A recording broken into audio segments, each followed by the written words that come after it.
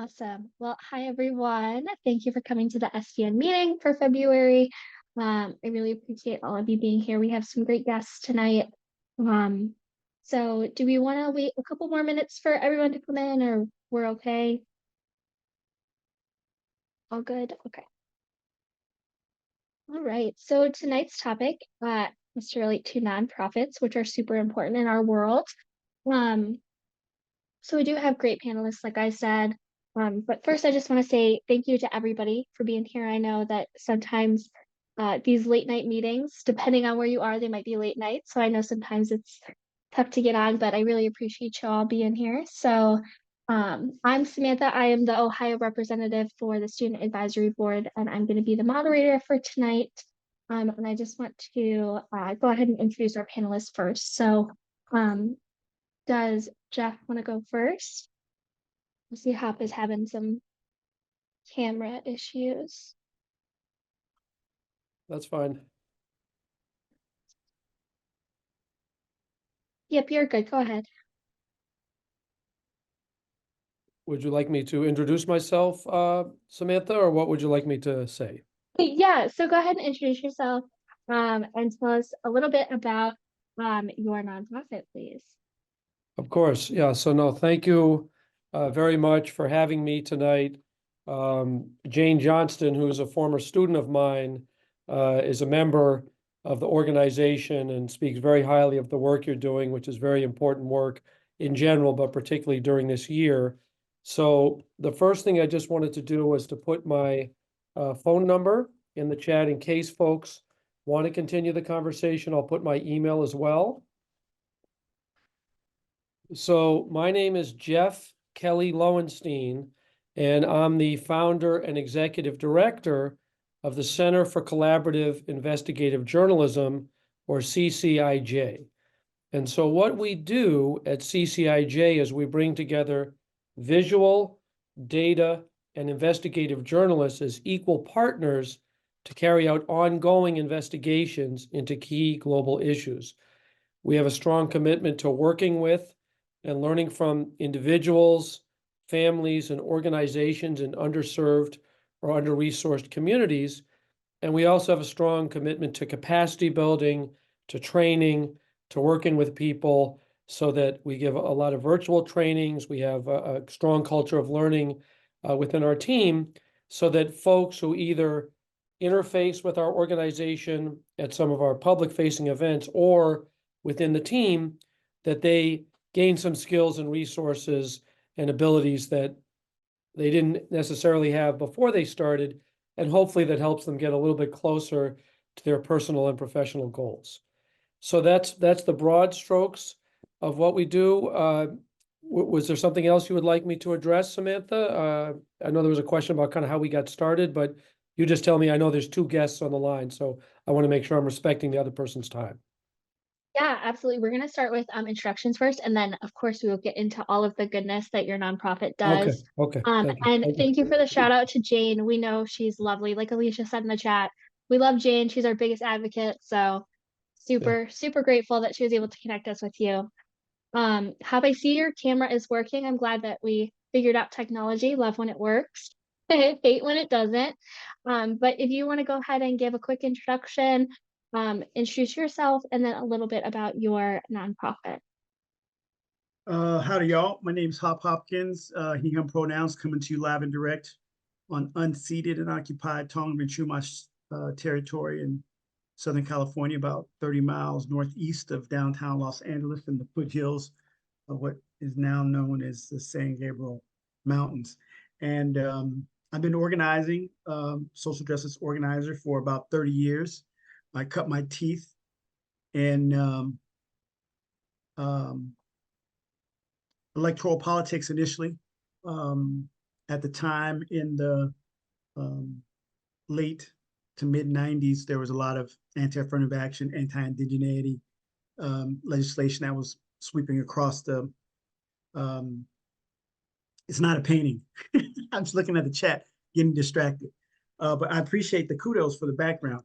I cut my teeth on a lot of electoral politics around indigenous sovereignty, food sovereignty, immigration, just immigration policies. And then some small meeting happened in Seattle in '99 called the WTO, and he got involved in the anti-globalization movement, and then got involved in labor, and always been involved in agriculture and conservation, environmental work, and then moved to Los Angeles. I've done a number of things. I've been an arborist, I've been a volunteer firefighter, a emergency manager, and worked in different movements from housing justice to transportation equity, to environmental justice and climate change.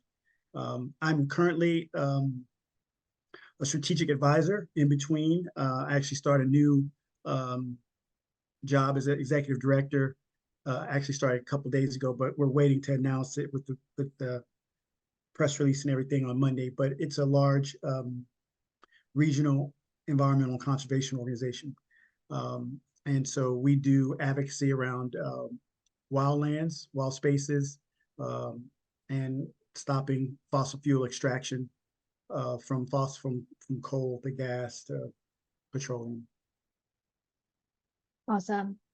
Thank you. You have a great background, yet a great background to your professional work and a great background for your camera. So thank you for sharing that. So Jeff, yeah, I do want to talk a little bit about your path, and how you really got into like your nonprofits, like what led you there, and were there any like key significant events that you're like, I really need to do this? No, thank you for the question, Naomi, and I am also a fan of Hop's room background and his professional background, so I'm happy to join that. So no, thank you for commenting on that and for sharing that, Hop. I'm honored to share the conversation with you and with everybody else. Yeah, as am I. Thank you. Oh, thank you. So basically, my background originally is as a teacher. So I learned to teach from my fourth grade teacher. I was an apprentice teacher in his classroom for 2 years. And then I taught middle school, I taught high school, I worked with elementary students, and I did some professional development. And that's where I first worked with a nonprofit organization called Facing History in Ourselves. So that was an organization that helped young people think about the connection between their choices that they were facing and the moral dimensions of those choices, and then similar situations and different situations that young people faced in the past. So that was my initial experience with nonprofits. In terms of CCIJ, I didn't set out to start a nonprofit. Basically, what happened was that I brought together a number of journalists in 2016 at the African Investigative Journalism Conference in Johannesburg, South Africa. And so that's a conference that brings together journalists from all over the African continent to really talk about the investigative journalism that they do. And I had previously worked for the Spanish language newspaper, the Chicago Tribune, Hoy Chicago.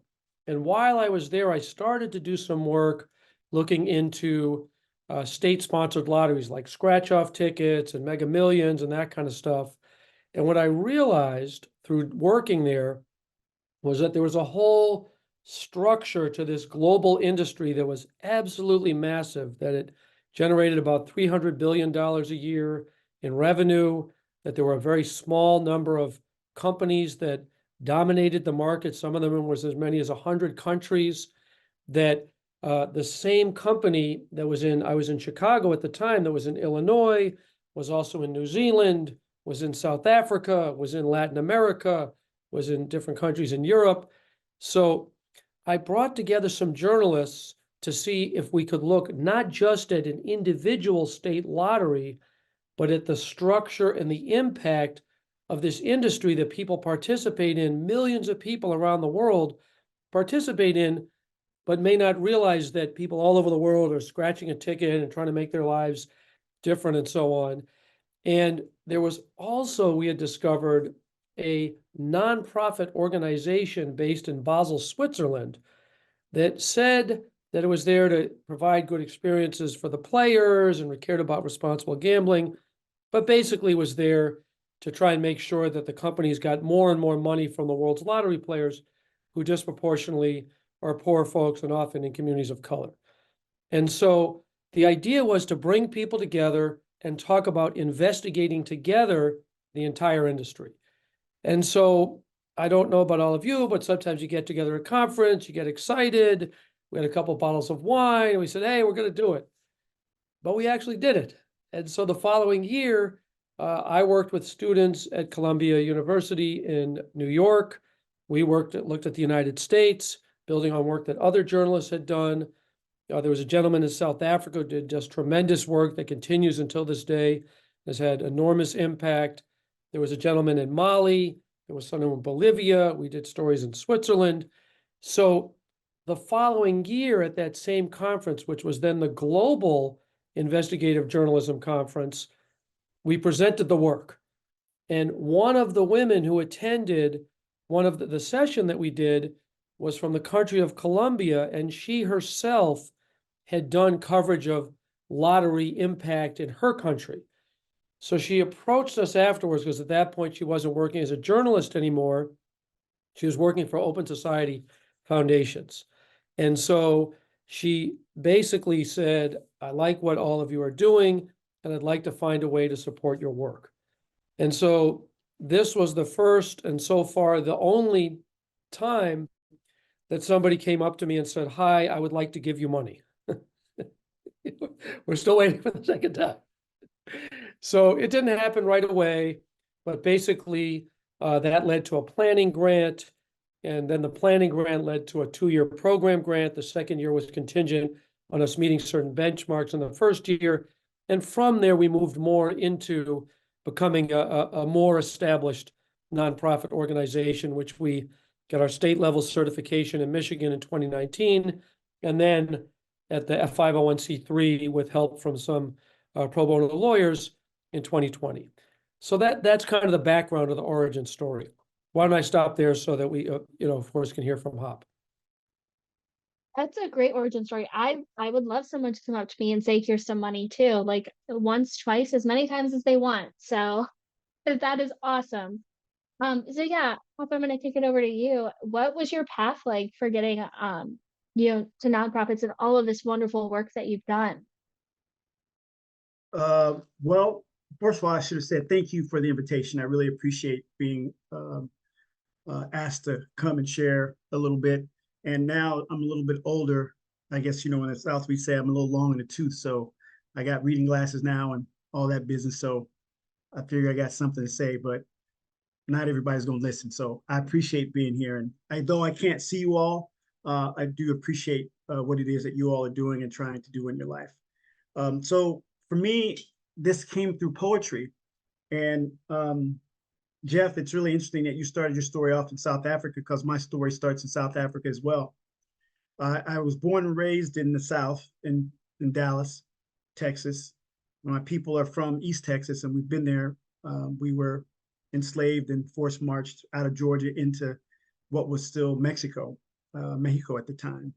We were part of that wave of manifest destiny settlers that came into Mexico to disrupt things and foment a little bit of a rebellion, and then there was enough of an excuse for us to go to war with Mexico and then basically annex a large portion of their country. So my folks have been in Texas since before Texas was a republic.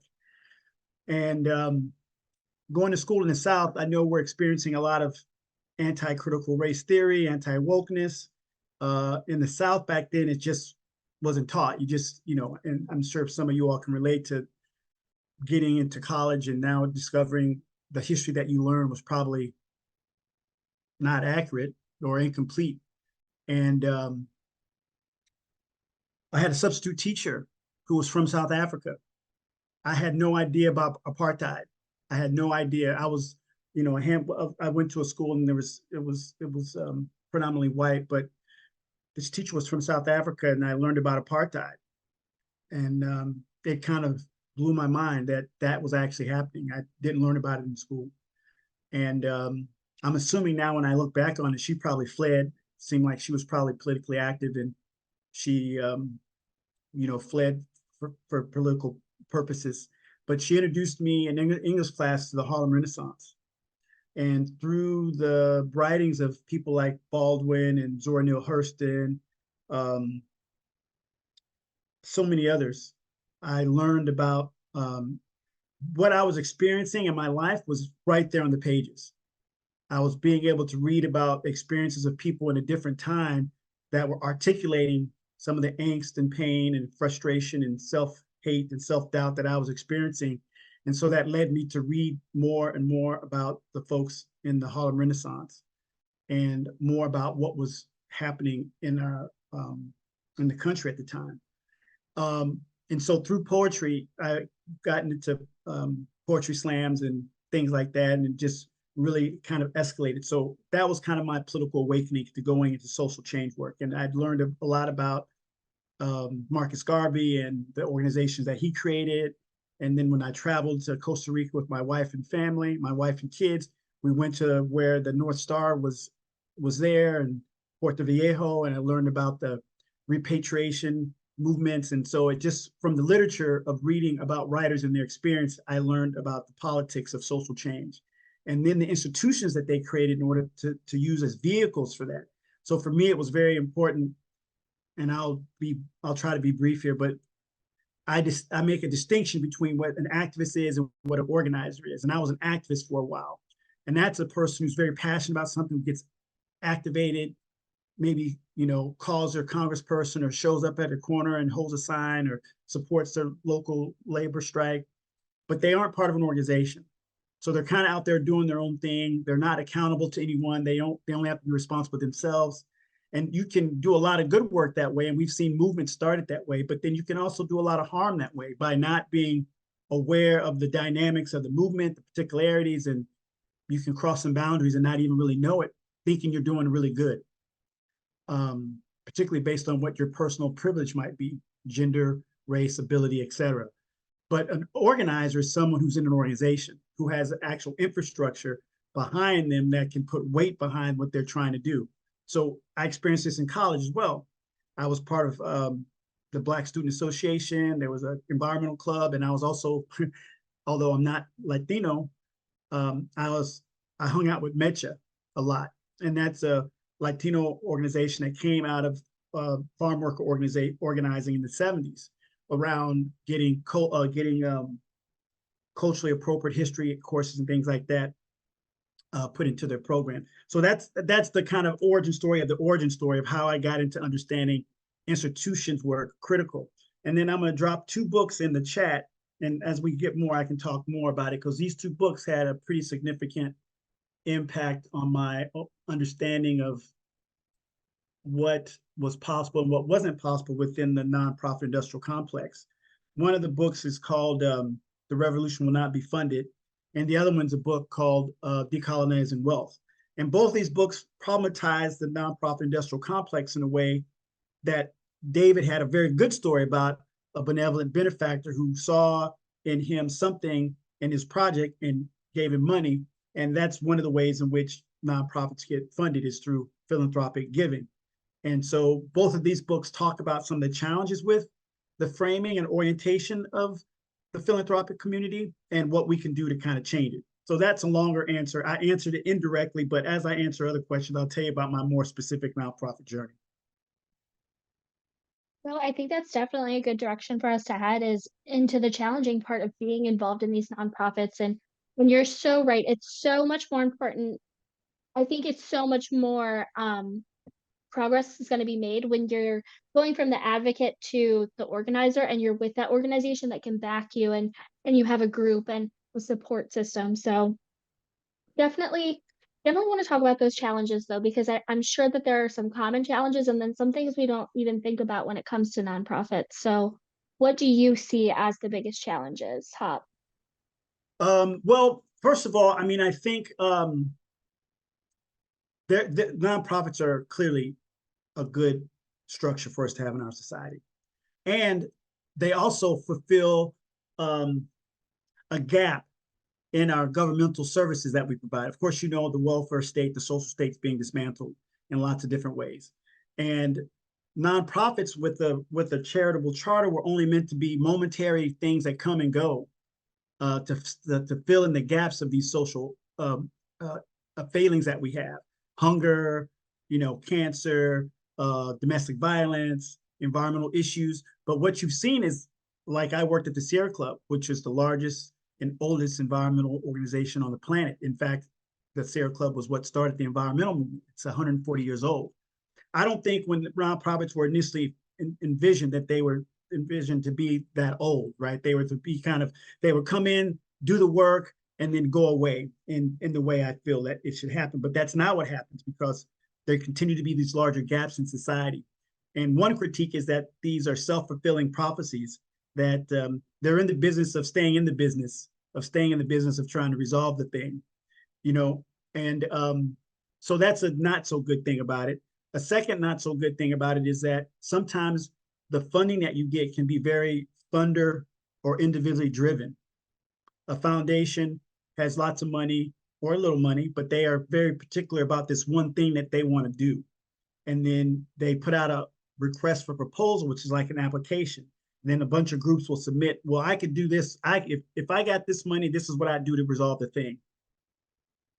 And then you're kind of bound by that. But if you get on the ground after having received the money, you get in the community, you realize there's also these other issues that are happening that are probably more important maybe, or are the root cause of the thing that you thought you were there for. It's very difficult for you to turn around on a dime and adjust to do that work.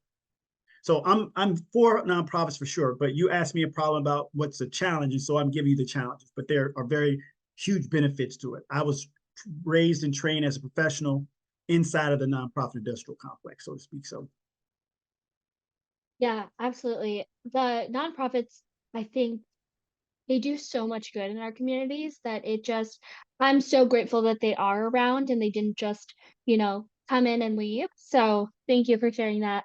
I do see that there's a couple books too, Jeff, that you put in there.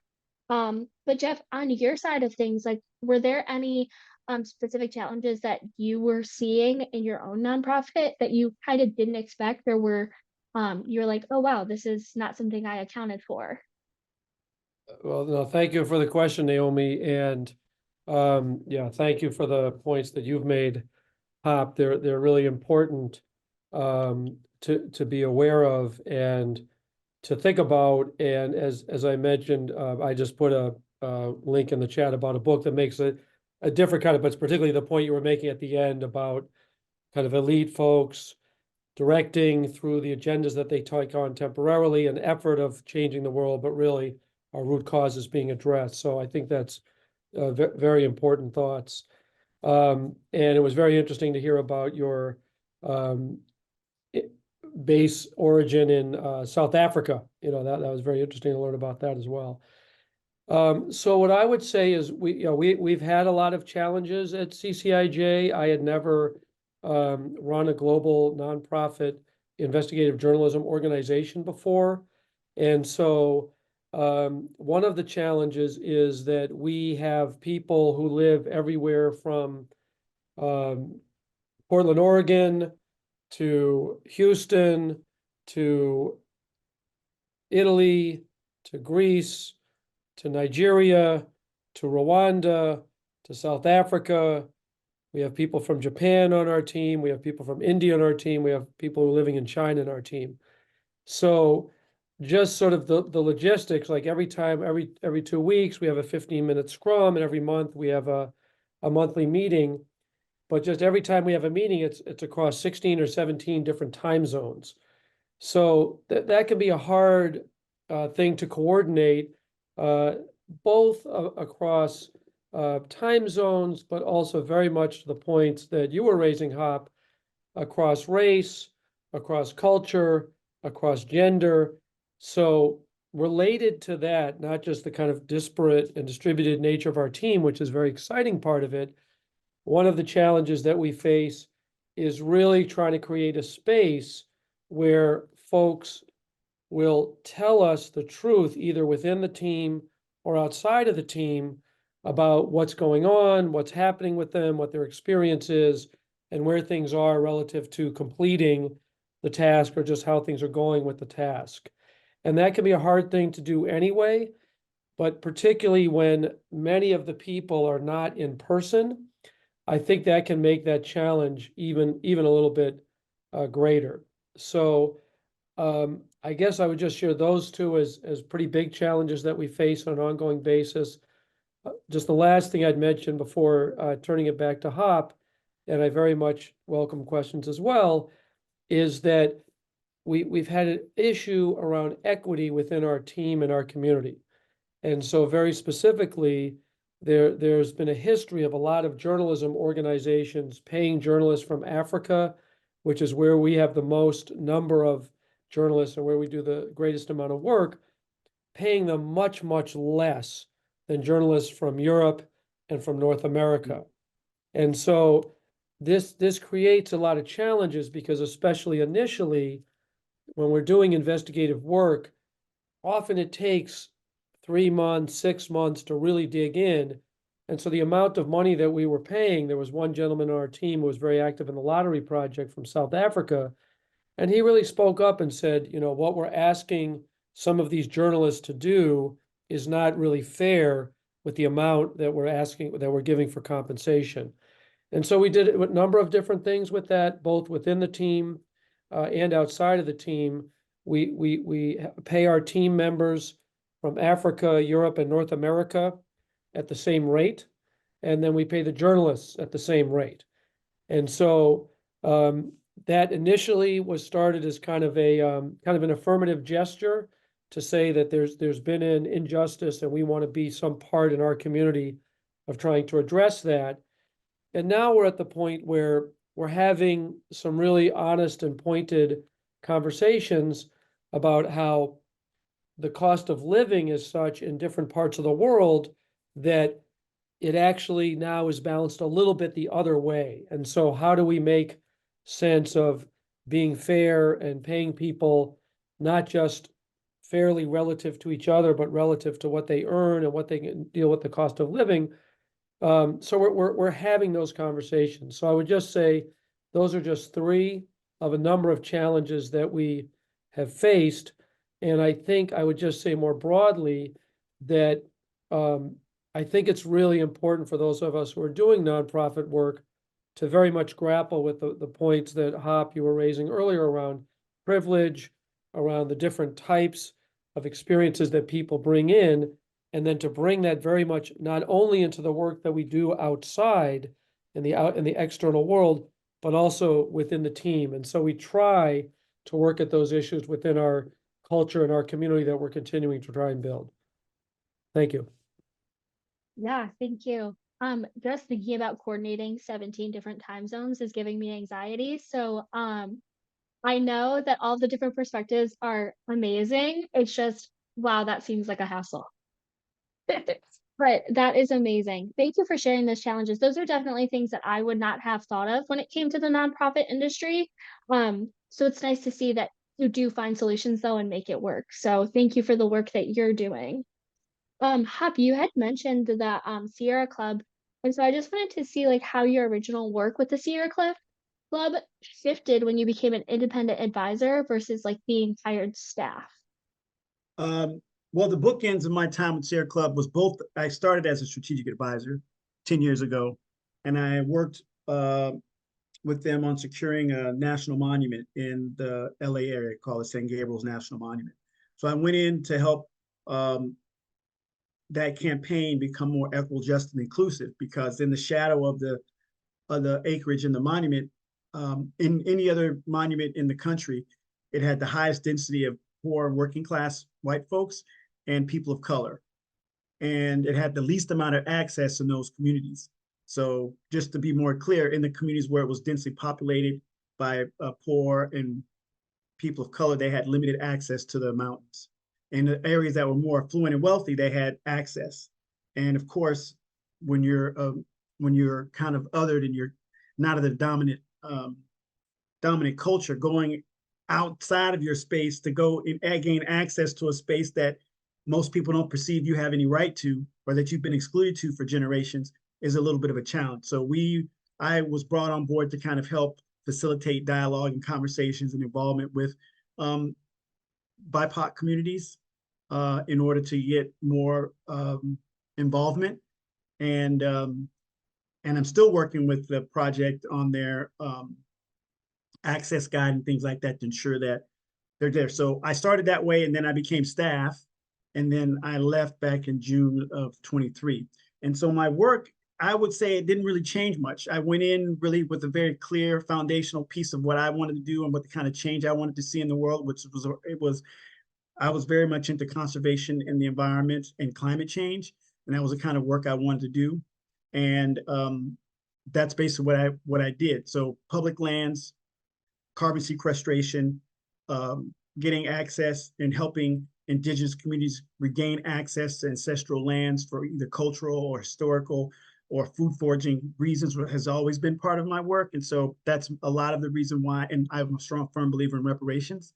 And so I went into work that would get me closer to understanding how land is managed and owned and transferred, and could be preserved and held, because my uncle, my great uncle, and my family were agrarian people, and we were farmers, of course, before that sharecroppers. And many Black farmers and farmers of color across the United States at the time when the US government had government programs to help farmers out, we were being denied access to low interest, no interest loans, et cetera, et cetera. So it really set in me the kind of injustice that could happen. So I continued to, so it was a personal situation that in my historical background that I sought to try to change, and I turned it into a professional opportunity to work in large environmental and conservation organizations, at the same time partnering or working with racial justice organizations. So my story may be a little bit different than others, but that was kind of the through line for me. I had been kind of very clear of wanting to work in a field where I was also experiencing my own personal passion, but also a field where I could actually learn more not just the art of something, but the science of how land was managed and transferred, like I said, and how folks gain access. So that's kind of the work I continued to do in the Sierra Club. The last thing was I transitioned to a lot of the college I went to, New College of California. One of their tenets was systems thinking. And so particularly around social change. And so systems thinking is just the process by which you look at the whole of it and you break it down to understand the intricate parts. Because if you do one thing over here, kind of dominant thinking is you could just do that one thing and the rest of it would be okay. Like you could just get rid of wolves in Yellowstone and think the whole, as an apex predator, the whole rest of the ecosystem is going to function, which we know it only took a few years to recognize that that wasn't the case. So systems thinking lets you go to examine the component parts of a system, financial system, an ecosystem,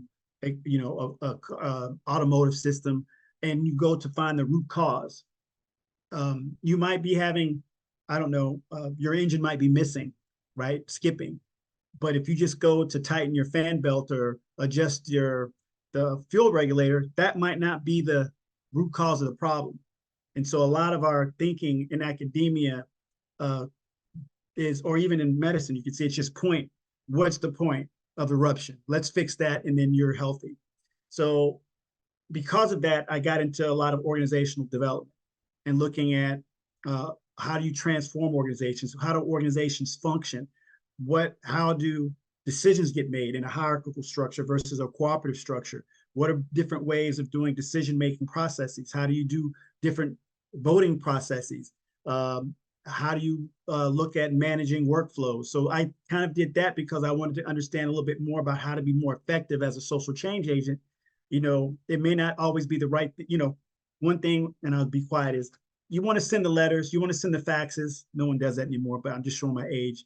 The emails, but then you also want to do the street protests, but you also want to have the policy written so you can change it. You want to come at it from a more holistic approach and understand where the pressure points in that system are, that if you were to unlock something in that system at that pressure point, then the whole thing would move in the direction you want to go in. So that was also interesting. So that's also part of the work I do as a consultant, is a lot of organizational transformation and systems thinking, and go in and look at how they're making decisions, how their campaigns are running, how they, if are what they want, is their end goal, are they structured in a way to get the end goal that they want?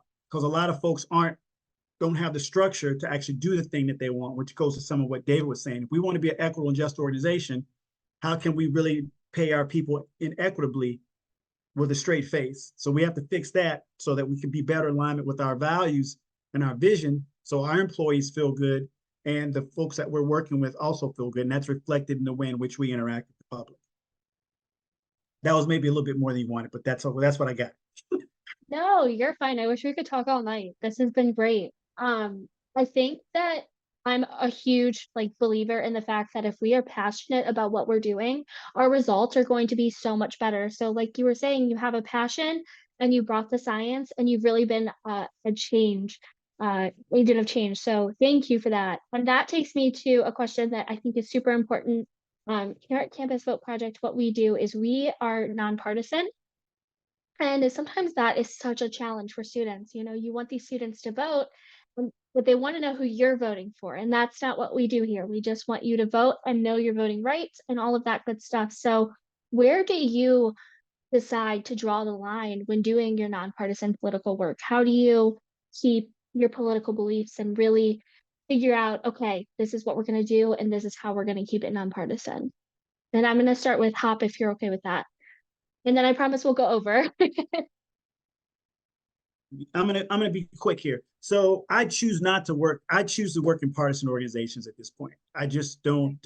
It's too challenging at this point for me with my belief system to work in nonpartisan organizations. Now I do affiliate with them, and there are nonprofits that do that work. And actually, when you get your charter, there's educational work that you can do, which is on the C4 side, and there's political work you can do, which is on the C4 side. So 501c3s tend to have an educational component, and they're supposed to be nonpartisan, and they're open to everyone, although you clearly see some that are more politically oriented than others.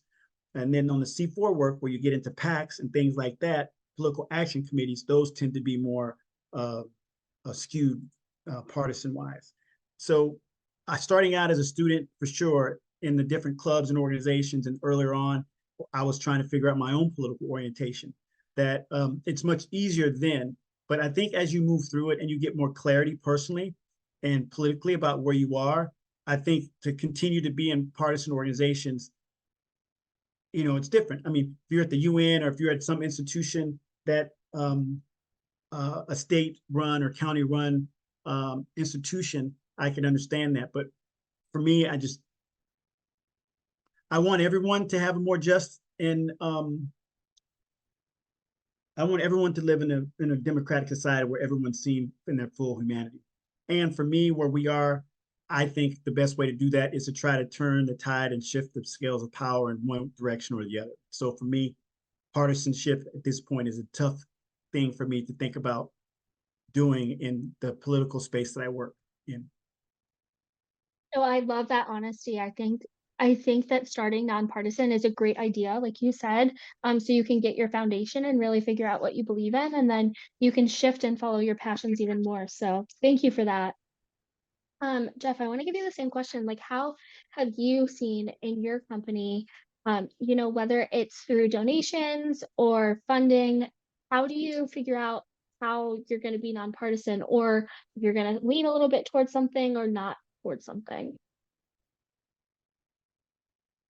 No, thank you for the question, Samantha, and thank you, Hop, for your comments. And I really think it's a very important point that the more clear you are about who you are and what you're about, the more you're able to make some of those tough calls about where you want to allocate your energies, and which are finite. And then the point that you were making earlier, Hop, about the kind of difference between an activist as an individual than an organizer thinking in a systemic way, that's really relevant.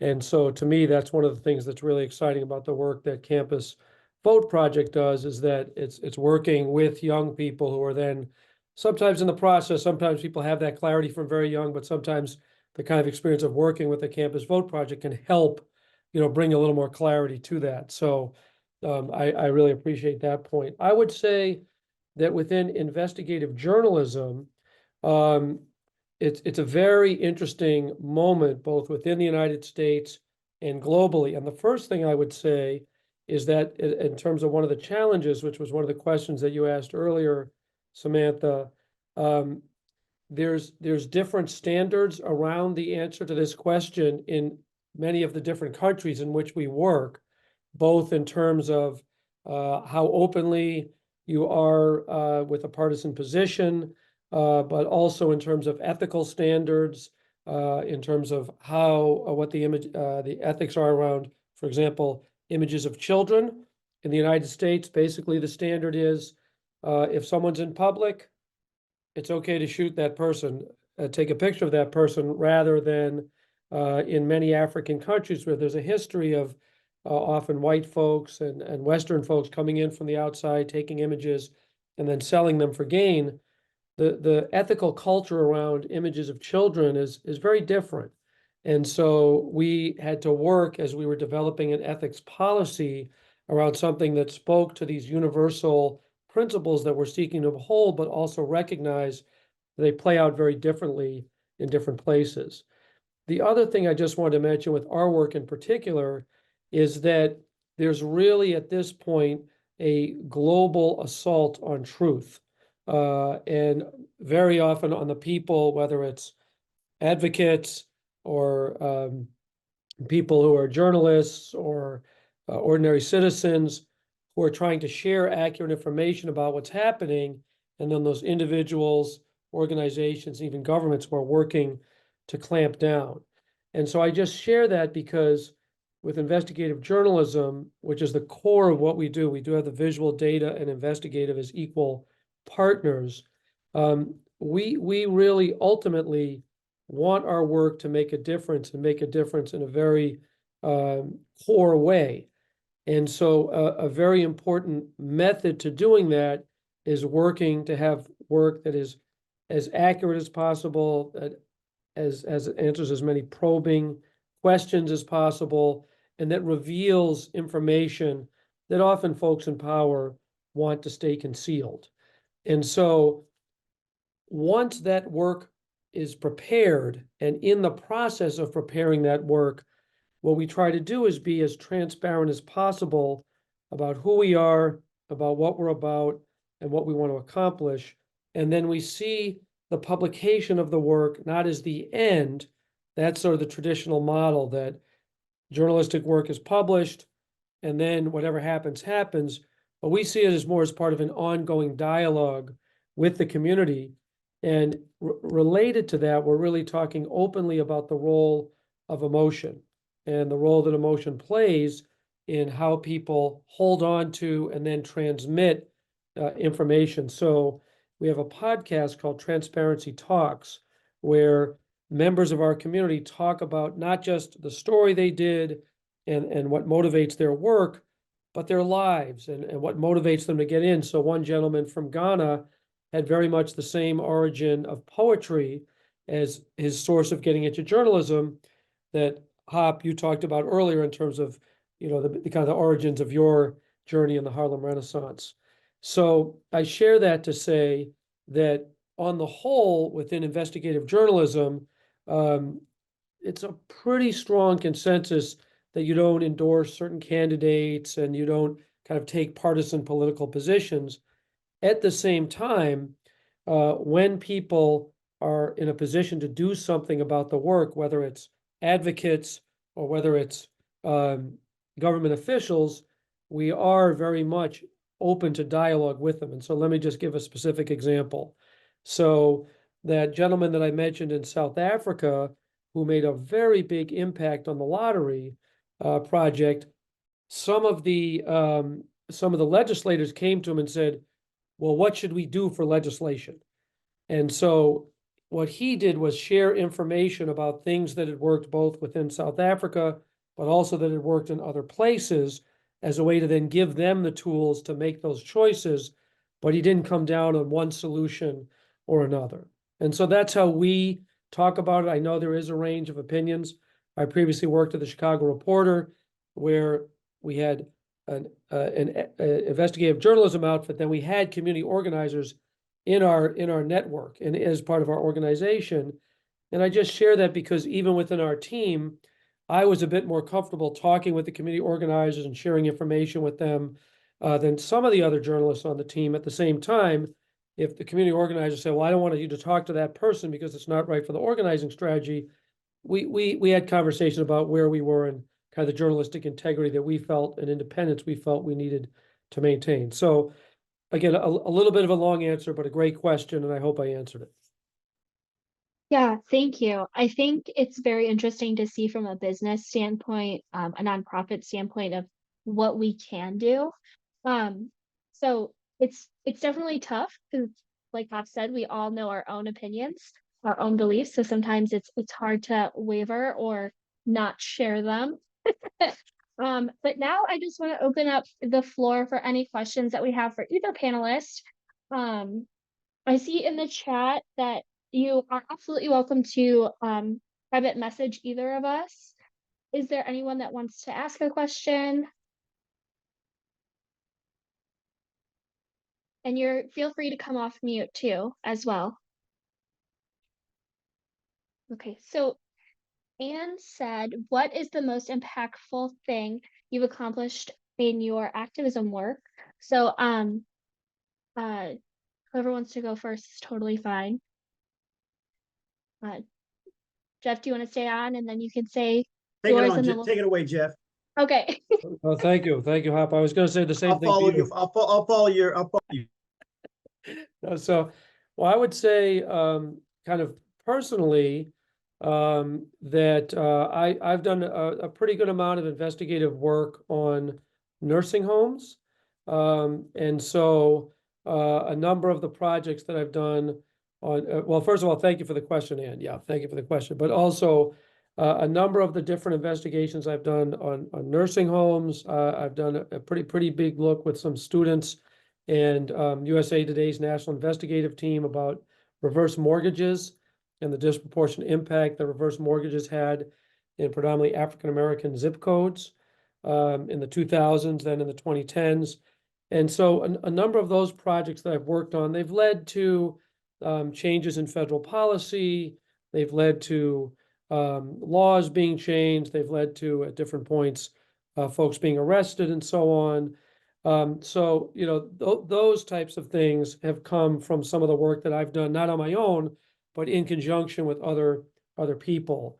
Within the context of CCIJ, I would say that the lottery investigation that we did probably has had the biggest impact of an individual project. And so within South Africa, the gentleman, Ray Joseph, proceeded with great courage and against very stiff opposition, both from beneficiaries of lottery money, but also even from the government. And the president of the country, Cyril Ramaphosa, set up a special investigative unit. They have reclaimed about $50 million of ill-gotten gains. Laws have changed. People have lost their jobs. I mean, he's just had enormous impact. Within the United States, we brought out how there were people all over the country winning the lottery at just utterly impossible odds and so on. So you know, I would say that project probably has had the biggest impact. I guess just on a slightly broader level, that I would say that founding and leading CCIJ, there's a lot of folks with whom we've worked who either as journalists, as people on the ground. We did a big project on Namibia last year in sanitation, and there are people now who never in their lives had access to clean sanitation and toilets, who now, in part because of our work, have access to that. The people who attend our trainings, the young people who work as interns. Jane was one of our first 2 interns at CCIJ. A lot of people talk about how working in our community has had an impact on them and their lives. So I think on a broader level, beyond an individual project, CCIJ might be the most impactful thing. So thank you for hearing me. I know it's kind of a multi-layered answer, but fortunately, there's some things to say. Thank you. Yeah, thank you. I'm glad that you've had positive impacts, positive experiences. I know your work is definitely difficult. Hop, what about you? What is like some of the most rewarding things that you've accomplished? I'm on mute. There we go. There are 2 things I think, and I'll put a little links in the chat. And you can do what you will. But I think one of them was I talked about in 1999. I was a young organizer and the WTO was coming to town. And for me, that was a watershed moment for me personally, politically. It helped me kind of really understand global politics, the nature of trade, structural adjustment, how these international bodies that in the International Monetary Fund, the World Trade Organization, all these different international governing bodies that were navigating and managing global laws, tariff laws, tax laws, things like that. I didn't understand that and talked about root cause of what was going on. And a lot of what I thought was challenging in the world were coming at behest of these organizations who were at that time kind of silent operators navigating trade across primarily the post-colonial countries that had colonized parts of Africa and Central and South America, who were still in positions of authority through these trade laws. And that helped me really put a context to what was happening. And I'll just drop the Wikipedia page in there. You can think about that later, but it really gave me a kind of analysis of understanding that what was happening to me and what I thought was wrong in the world from my perspective was also what was happening to other people in other parts of the world. And there were lots of, although we were different, we might have had the same race or gender background, but our nationalities were different and they were, thousands of miles away, but they were having some of the same experiences around racism, sexism, poverty, inadequate health care, all the things that nonprofits tend to deal with. And I kind of saw that we were all connected. So it really kind of helped in my political framework in terms of understanding charity and solidarity, in that charity is what you do for someone without really having any impact on their ability to do for themselves. And you kind of having this, oh, poor them kind of idea, as opposed to solidarity being, oh, we're in this thing together. I'm helping them because it helps me. And if they're not free, I'm not free either. So those might not be very partisan things to say, but I think that's okay. But that was one. And then the other one was, turning my ability to write, I think, was another opportunity, with being able to talk about my experience and talk about how do you actually do work in a way that resonates with people, and being a good storyteller. Because I think I've learned that facts and figures aren't the thing that moves people.